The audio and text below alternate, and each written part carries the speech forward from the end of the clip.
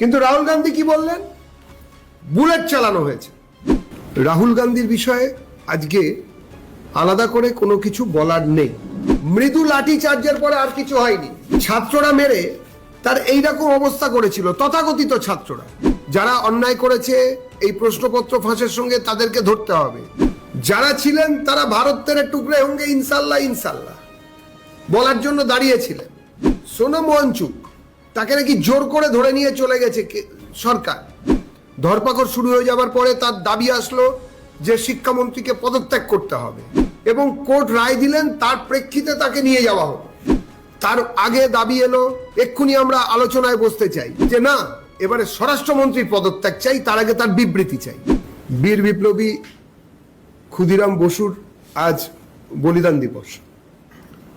দেশ ও জাতি তার প্রতি কৃতজ্ঞতা জানাচ্ছে। পশ্চিমবঙ্গ রাজ্যের ভারতীয় জনতা পার্টির তরফ থেকে আমরা আমাদের কৃতজ্ঞতা এবং প্রণাম হুতাত্মা বলিদানী ক্ষুদিরাম বসুর উদ্দেশ্যে জ্ঞাপন করছি। রাহুল গান্ধীর বিষয়ে আজকে আলাদা করে কোনো কিছু বলার নেই। কংগ্রেসের তরফ থেকে যে কাজ তাদের সাংসদ রাহুল গান্ধী করছেন তাতে সংসদের বা সংসদীয় ইতিহাসের সমস্ত গরিমা আর মর্যাদা ধূলিসাৎ হয়েছে। টানা মিথ্যে কথা, টানা বিভ্রান্তি ছড়ানো, এ জিনিস অবিলম্বে বন্ধ হওয়া দরকার। আজকে একজন আইনসভার সাংসদ তিনি নিজেকে অরাজকতা ও মিথ্যার পোস্টার বয়তে পরিণত করলেন। গোটা দেশ দেখেছে যে ওই সর্বভারতীয় পরীক্ষা, সেটাকে সামনে রেখে 15 দিন ধরে কিভাবে সারা দেশে বিভ্রান্তি ছড়িয়ে মিথ্যে প্রচার করে প্রোপাগান্ডা করে, কিছু লোকে বলছেন বিদেশি সাহায্য নিয়ে সংসদকে হাইজ্যাক করে রাখা হলো। জনগণের ট্যাক্সের পয়সায় যে সংসদ চলে, সাংসদরা সেখানে যান তাদের কাজকর্ম করতে, সমস্ত বিল পেশ সবকিছু বন্ধ হয়ে রইল। একটা অদ্ভুত পরিস্থিতির সৃষ্টি হলো এবং যতবার এই নিয়ে আলোচনা করার কথা বলা হলো ততবার রাহুল গান্ধী শুধু গোলপোস্টের দিক বদলে নিতে রইলেন।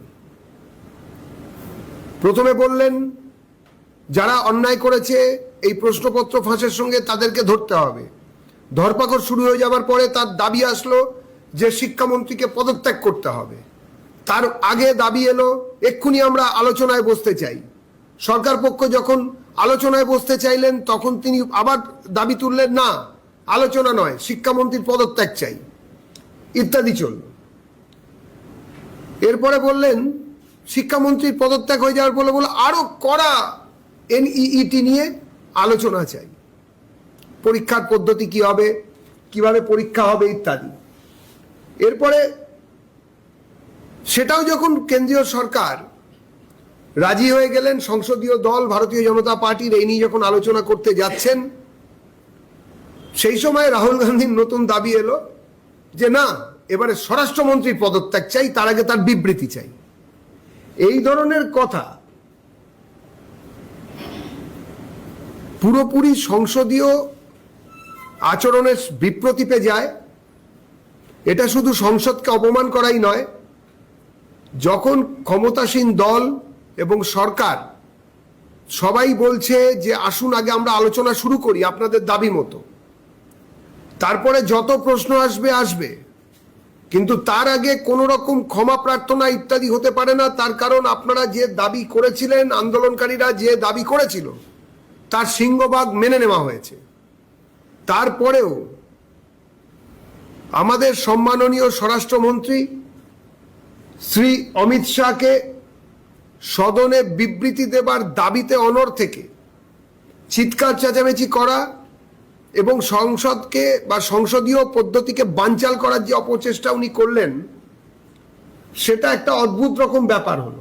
এইবারে বলা হলো যে সোনম ওয়াংচুক তাকে নাকি জোর করে ধরে নিয়ে চলে গেছে সরকার।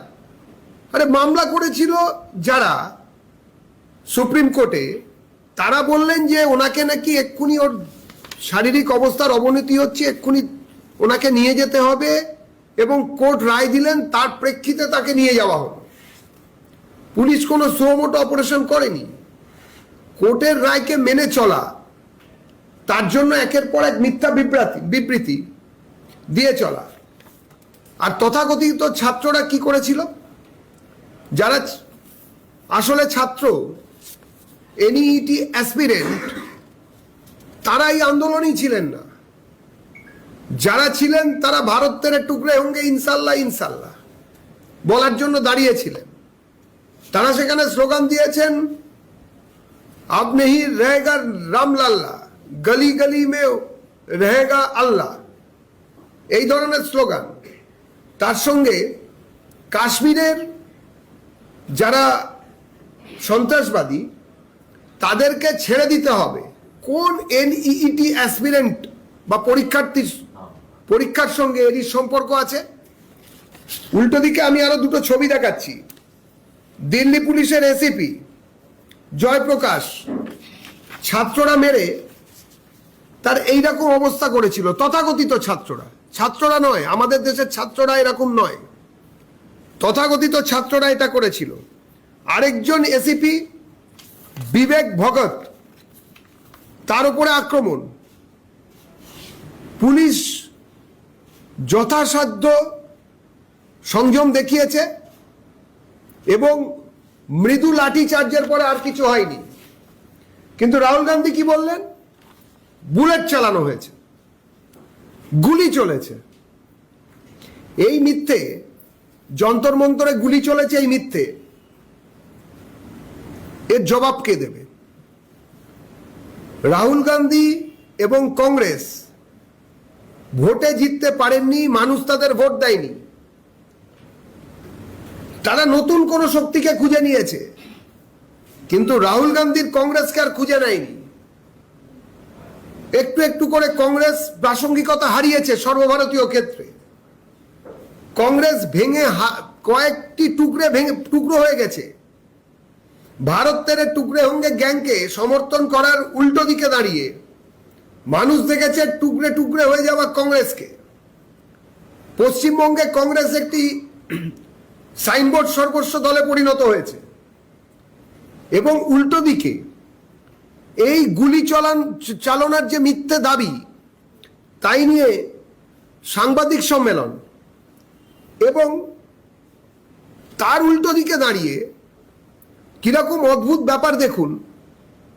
ঝাড়খণ্ডে একই রকম ঘটনা, পরীক্ষার্থীদের প্রশ্নপত্র ফাঁস হয়েছে। পরীক্ষার্থীরা দুটো দাবি নিয়ে দাঁড়িয়ে আছেন। একটা হচ্ছে আমাদের অবিলম্বে নতুন করে পরীক্ষা নেওয়া হোক, কোনো অন্যায্য দাবি নয়। এনইইটিতে আপনারা জানেন নতুন করে পরীক্ষা নেওয়া হয়েছে, তাতে র্যাঙ্কও করেছে লোকে, তাদের প্লেসমেন্টও হয়ে যাচ্ছে বিভিন্ন কলেজে। আর এখানে ঝাড়খণ্ডে সরকার গো ধরে আছে, না নতুন পরীক্ষা নেওয়া যাবে না। বাংলা হান্টের আরও খবর দেখতে নজর রাখুন। বাংলা খবর মানেই বাংলা হান্ট।